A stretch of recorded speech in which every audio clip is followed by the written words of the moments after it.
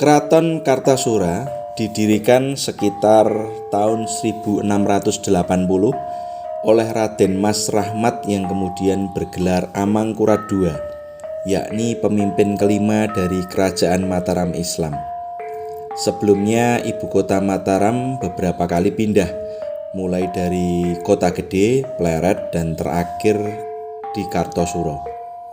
Perpindahan dari Pleret ke Kartosuro bermula dari konflik antara Amangkurat I dengan putranya yang bernama Raden Mas Darajat atau Pangeran Puger, kelak menjadi Pakubuwono I.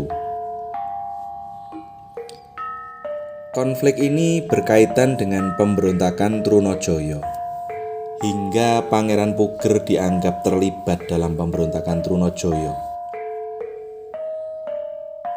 Ketika Trunojoyo menyerang Pleret, Amangkurat I dan Raden Mas Rahmat sudah mengungsi serta meninggalkan Pangeran Puger.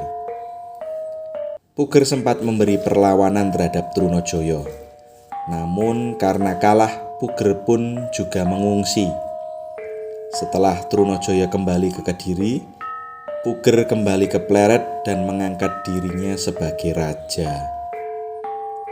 Sementara itu, Amangkurat I wafat dalam pelariannya dan Raden Mas Rahmat meneruskan ayahnya menjadi Amangkurat III sekitar tahun 1677 sampai 1703.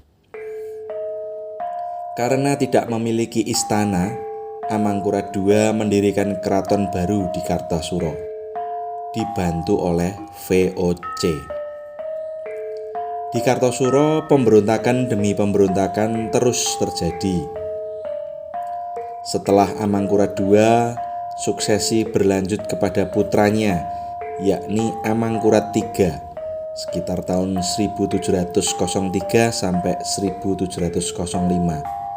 Kemudian berpindah kepada adik Amangkurat II yaitu Pakubuwono I tahun 1704 sampai 1719.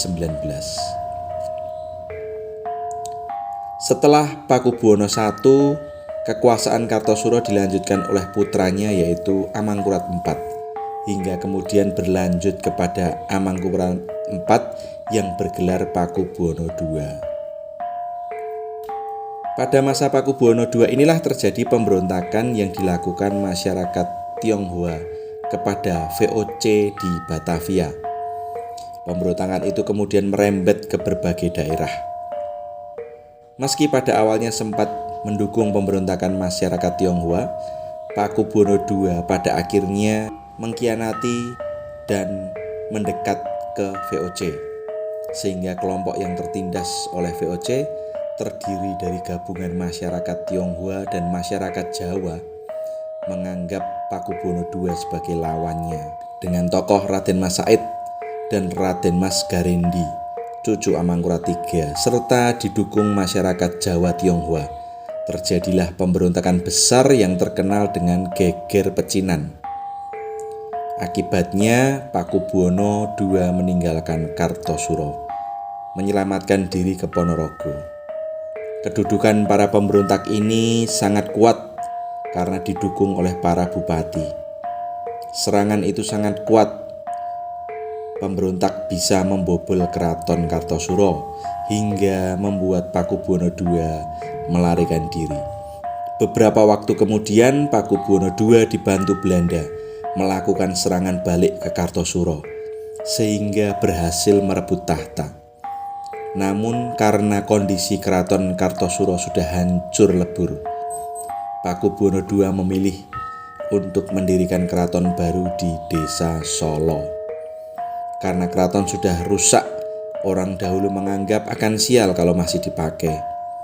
Maka Pakubuwono II membangun keraton Surakarta di Desa Solo.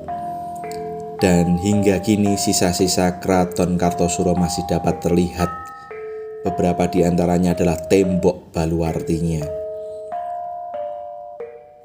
Tembok ini sempat dijebol warga karena dijadikan tempat usaha dan kos. Sungguh sangat disayangkan. kini polisi dan penyidik pegawai negeri sipil Cagar Budaya masih melakukan penyelidikan.